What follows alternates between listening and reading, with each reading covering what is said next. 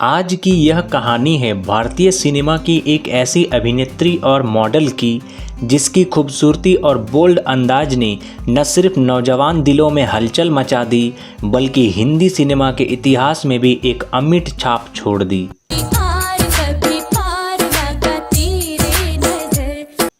एक private music video में जब इस अभिनेत्री ने बेहद कम उम्र में अपनी मोहक अदाओं और हुस्न की बिजलियां गिराई तो देश भर के दिलों में ऐसी आग लगी कि न जाने कितने लोग उसकी याद में तड़पते रह गए। ये सिर्फ एक गाने की लाइन नहीं बल्कि उस दौर के हर दिल की धड़कन बन चुकी थी।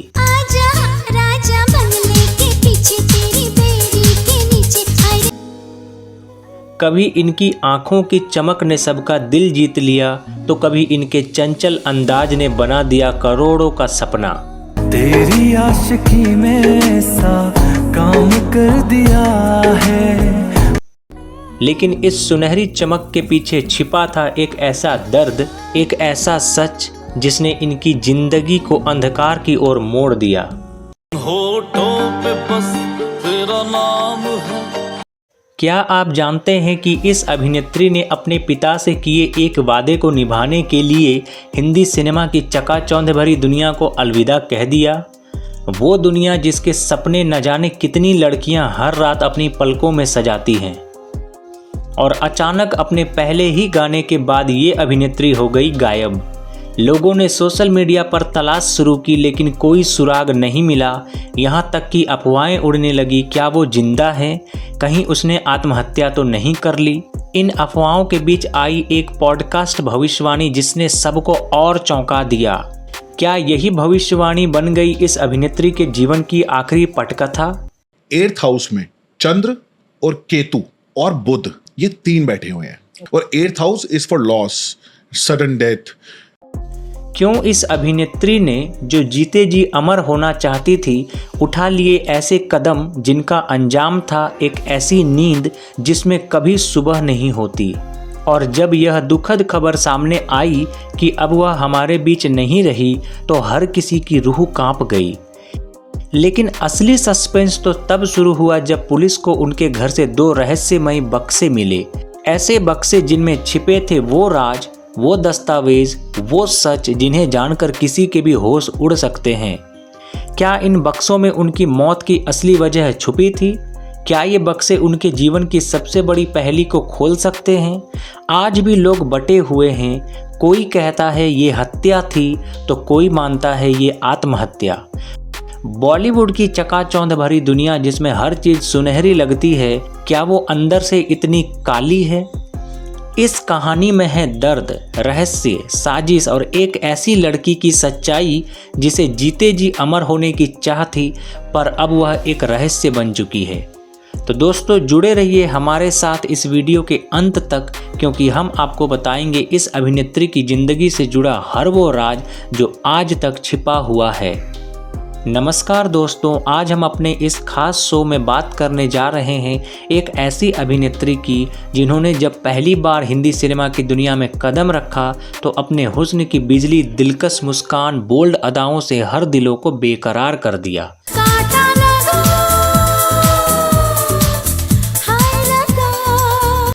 जी हाँ, हम बात कर रहे हैं कांटा लगा गर्ल शेफाली जरीवाला की, जिस एक गाने ने उन्हें रातों रात स्टार बना दिया।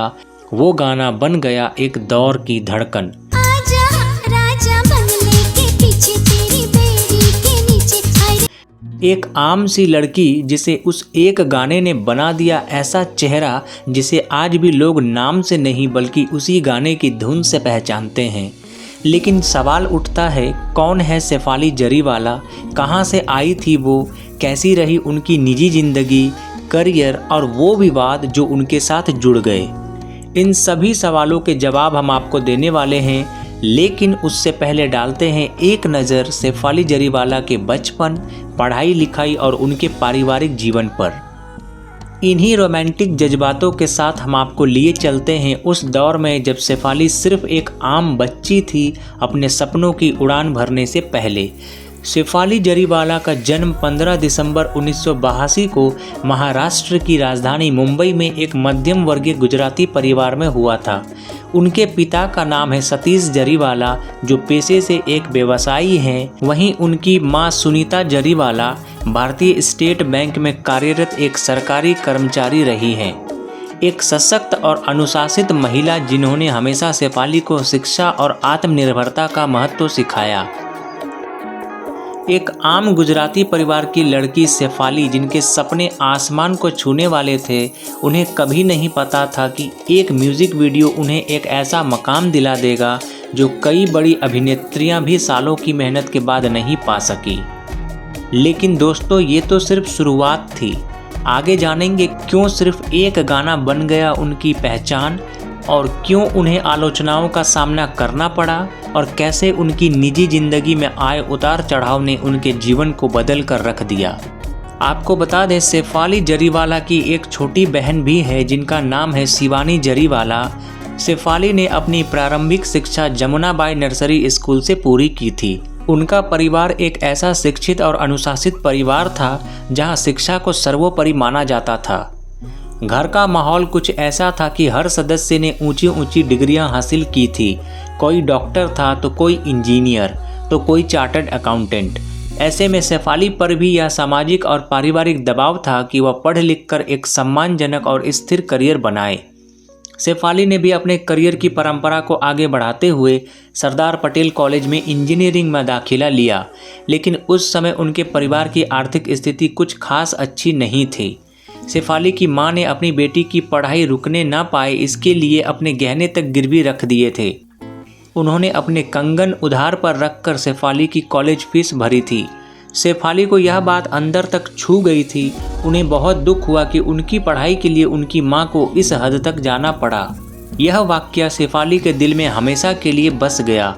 उनका सपना था पढ़ाई पूरी करके एक सफल इंजीनियर बनना, लेकिन किस्मत को कुछ और ही मंजूर था। कॉलेज के दिनों में जब शेफाली अपने दोस्तों के साथ कॉलेज के बाहर खड़ी थी, तभी उनकी किस्मत ने करवट ली। उन्हें देखा दो मशहूर निर्देशक राधिका राव और विनय सप्रू ने। वो उस समय एक बहुचर्चित रिमिक्स गाना बनाने की तैयारी में थे, कांटा लगा, जो पहले फिल्म अभिनेत्री आशा पारेख पर फिल्माया जा चुका था।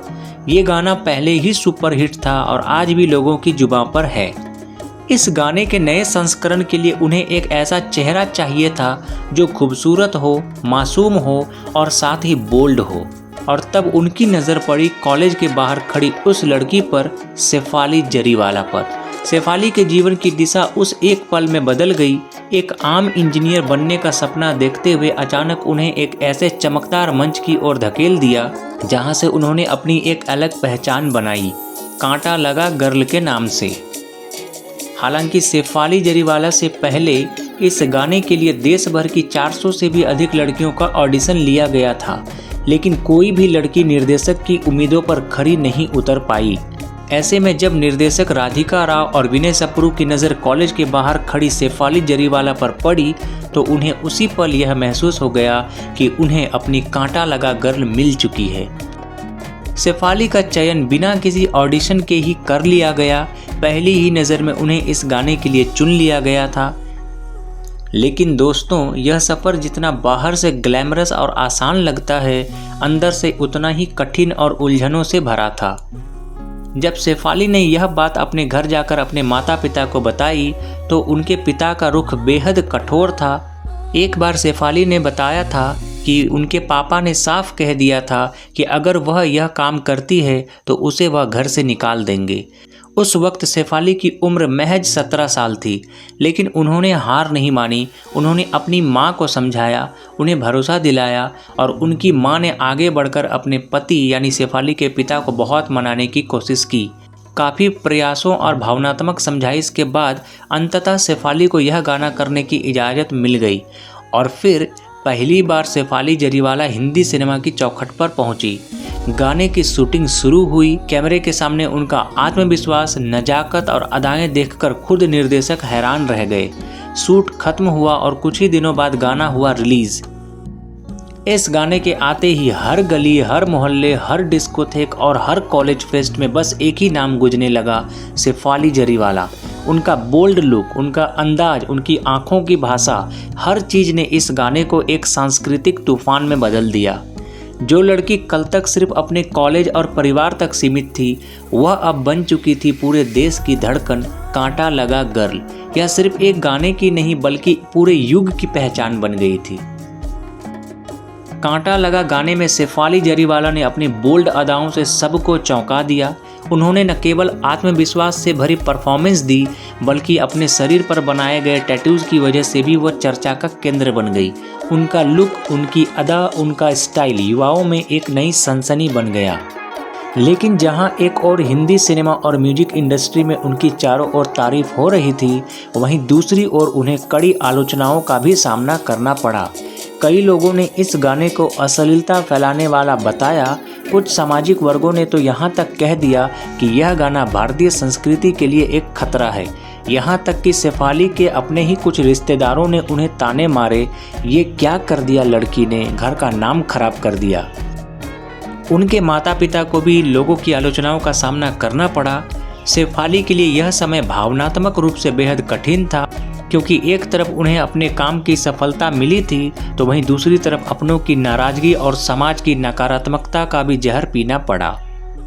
आपको जानकर हैरानी होगी कि इस गाने के लिए शेफाली को सिर्फ 7,000 रुपया मिले थे, लेकिन इसी एक गाने ने उन्हें वो लोकप्रियता दिला दी जिसका सपना कई लोग सालों तक देखते हैं। आज भी लोग उन्हें उनके असली नाम से कम और कांटा लगा गर्ल के नाम से ज़्यादा पहचानते हैं। उनकी जिंदगी मानो एक पल में ही बदल गई थी। इस गाने की जबरदस्त सफलता के बाद शेफाली की झोली में कई बड़े बड़े म्यूजिक वीडियोस के ऑफर आ गए। उन्होंने कुछ और प्रोजेक्ट्स भी किए जो दर्शकों को खूब पसंद आए। लेकिन ऐसे समय में जब कोई भी और लड़की इस सफलता की लहर में बह जाती, शेफाली ने अपने भविष्य को लेकर एक बहुत ही परिपक्व और साहसी फैसला लिया। उनके परिवार का दबाव था कि वो अपनी पढ़ाई को पूरा करे और शेफाली ने भी इस सलाह को गंभीरता से लिया। उन्होंने खुद को ग्लैमर की दुनिया से कुछ समय के लिए अलग किया और फिर से अपनी पढ़ाई में ध्यान लगाया। अपनी पढ़ाई पूरी करने के बाद शेफाली पहली बार बड़े पर्दे पर नजर आई साल 2004 में, जब उन्होंने सुपरहिट फिल्म मुझसे शादी करोगी में एक छोटा सा लेकिन यादगार किरदार निभाया। इस फिल्म में सलमान खान, अक्षय कुमार और प्रियंका चोपड़ा जैसे बड़े सितारे थे और दर्शकों का ध्यान खींचने के लिए फिल्म में एक बार फिर शेफाली जरीवाला के सुपरहिट गाने कांटा लगा का नया वर्जन दिखाया गया, जिसमें शेफाली और अक्षय कुमार की झलक को खूब सराहा गया। फिल्म के एक दृश्य में जब अक्षय कुमार कहते हैं, उठो तुम कौन हो, शेफाली जवाब देती है, मैं बिजली, और इस संवाद ने भी उस समय खूब लोकप्रियता हासिल की। हालांकि फिल्म सफल रही, शेफाली की परफॉर्मेंस को भी सराहना मिली, फिर भी इसके बाद ना तो वो किसी और फिल्म में नजर आई और ना ही किसी बड़े प्रोजेक्ट का हिस्सा बनी।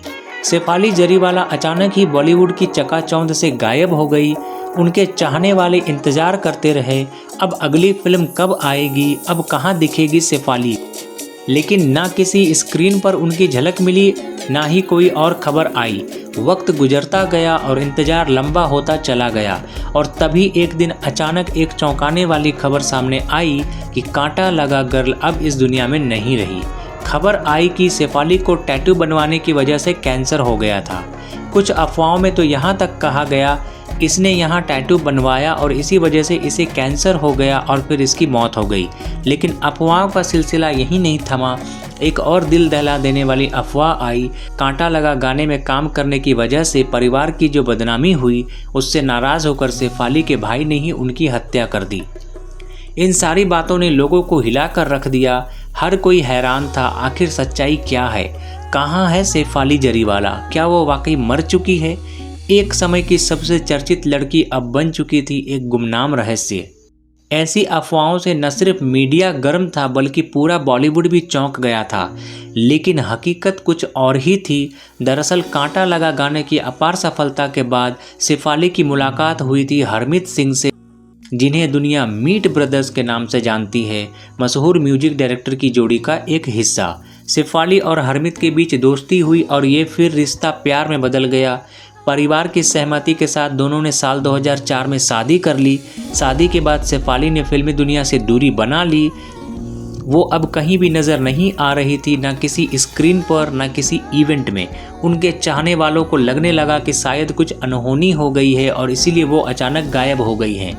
हालांकि शादी के शुरुआती दिन ठीक ठाक गुजरे, लेकिन कुछ सालों के अंदर ही इस रिश्ते में दरारें आने लगी और फिर साल 2009 में शेफाली जरीवाला एक बार फिर से सुर्खियों में आ गई, इस बार अपने तलाक की वजह से। शेफाली ने हरमीत सिंह से तलाक ले लिया। इस तलाक की वजह सिर्फ मतभेद नहीं बल्कि एक गंभीर आरोप था, घरेलू हिंसा। शेफाली ने हरमीत सिंह के खिलाफ पुलिस में रिपोर्ट भी दर्ज कराई थी, जिसमें उन्होंने साफ तौर पर आरोप लगाया कि उन्हें मानसिक और शारीरिक प्रताड़ना झेलनी पड़ी। शादी का टूटना और उस पर घरेलू हिंसा की घटनाएं, इन सब ने शेफाली को अंदर तक झकझोर कर रख दिया। इस तलाक ने उन्हें तोड़ कर रख दिया था। वो अकेली पड़ गई थी, लेकिन उनके परिवार ने उनका साथ नहीं छोड़ा। उनके माता पिता, बहन और नज़दीकी दोस्तों ने उन्हें संभाला, उन्हें हिम्मत दी और एक बार फिर से आगे बढ़ने का रास्ता दिखाया। जिंदगी उस समय शेफाली के लिए बिल्कुल ठहर सी गई थी। वो चुपचाप अकेलेपन में अपने दुखों को समेटे आगे बढ़ रही थी। लेकिन कहते हैं ना, वक्त कभी एक सा नहीं रहता। दुख आता है पर उसके बाद सुख भी जरूर आता है। इसी दौरान कुछ करीबी दोस्तों के जरिए शेफाली की ज़िंदगी में एक नया मोड़ आया। उनकी मुलाकात हुई अभिनेता पराग त्यागी से।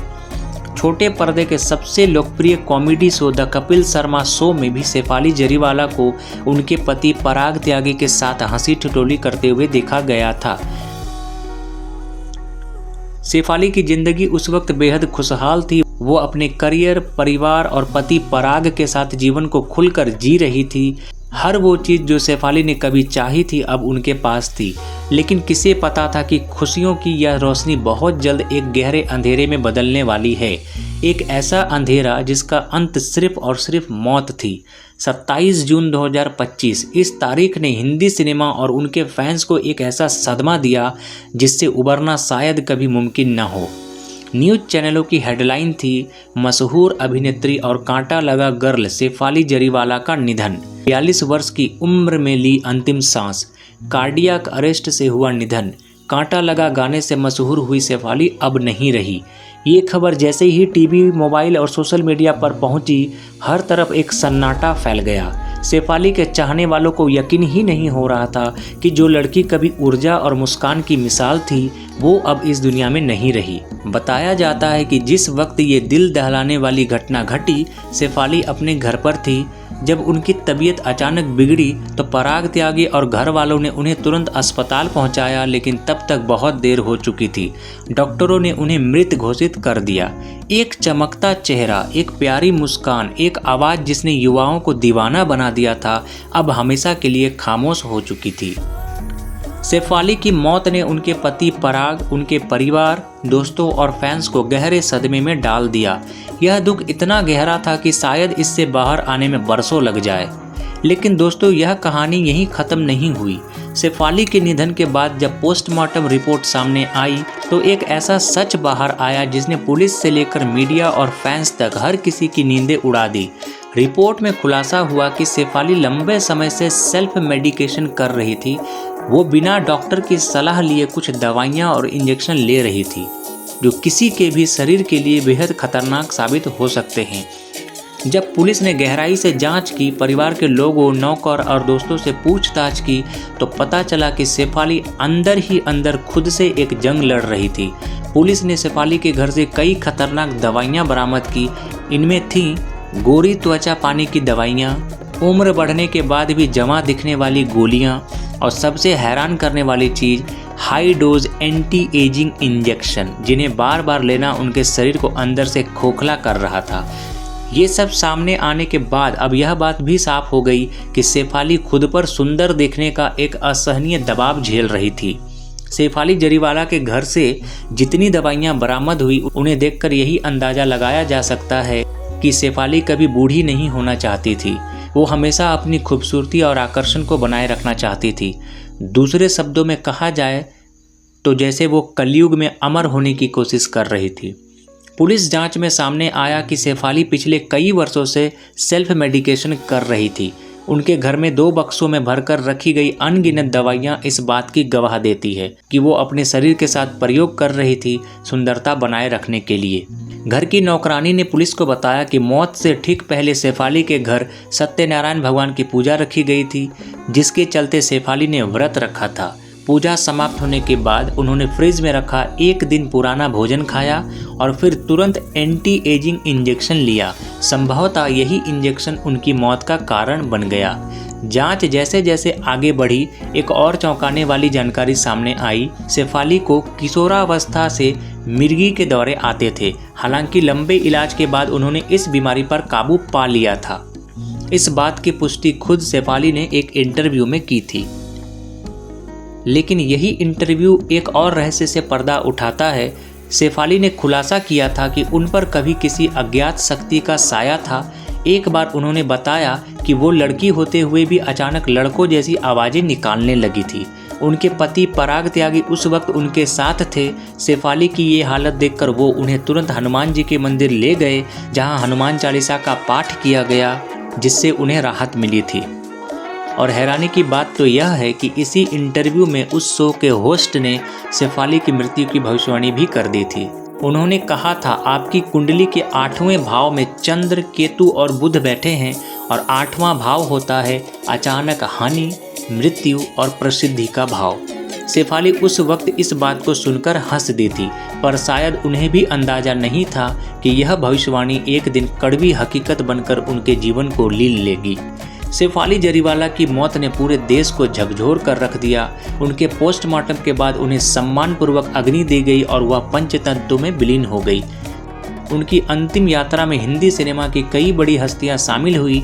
हर किसी की आंखें नम थी, हर किसी के होंठों पर सिर्फ एक ही बात थी, वो बहुत अच्छी इंसान थी, एक उज्जवल आत्मा थी। ये इंडस्ट्री के लिए एक बड़ा नुकसान है। मैं भगवान से प्रार्थना करता हूँ कि उनके परिवार को इस दुख को सहने की शक्ति मिले और उनकी आत्मा को शांति प्राप्त हो। कई सितारों ने सोशल मीडिया और मीडिया के सामने टूटे हुए शब्दों में कहा, सांसें जितनी लिखी थी उतनी जी ली, अब सिर्फ यादें हैं और एक बहुत बड़ा खालीपन। शेफाली जरीवाला की मौत ने उनके परिवार को एक ऐसा घाव दिया है जिसकी भरपाई शायद कभी न हो सके। शेफाली जरीवाला ने 2 बार शादी की, लेकिन दुर्भाग्यवश वो अपनी ज़िंदगी में कभी मां नहीं बन सकी।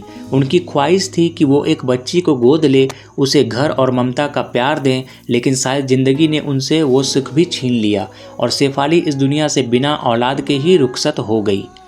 लेकिन दोस्तों, शेफाली जरीवाला पहली अभिनेत्री नहीं थी जिन्होंने खुद को सुंदर और आकर्षक बनाए रखने के लिए इतनी खतरनाक दवाइयों और ट्रीटमेंट्स का सहारा लिया। आज की फिल्म इंडस्ट्री में खूबसूरत दिखने की होड़ ने कई सितारों को plastic surgery, high dose medication और खतरनाक मेडिकल ट्रीटमेंट्स की गिरफ्त में धकेल दिया है।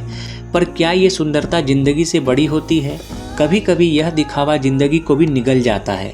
शेफाली से पहले भी कई नामचीन अभिनेत्रियां इस अंधी दौड़ का शिकार हो चुकी है। शेफाली जरीवाला की मौत ने फिर से इस बहस को जगा दिया है कि फिल्म इंडस्ट्री में ये दिखावे का दबाव आखिर कब रुकेगा। तो दोस्तों, शेफाली जरीवाला आज इस दुनिया में नहीं हैं, लेकिन उनका गाना कांटा लगा और उनके चेहरे की मुस्कान हमेशा लोगों की यादों में जिंदा रहेगी। मिलते हैं अगले वीडियो में। Thank you so much. कांटा लगा, हाय लगा, आजा राजा बंगले के पीछे तेरी बेड़ी के नीचे, अरे पार कभी पार लगा तेरे नजर। तेरी आशिकी में ऐसा काम कर दिया है।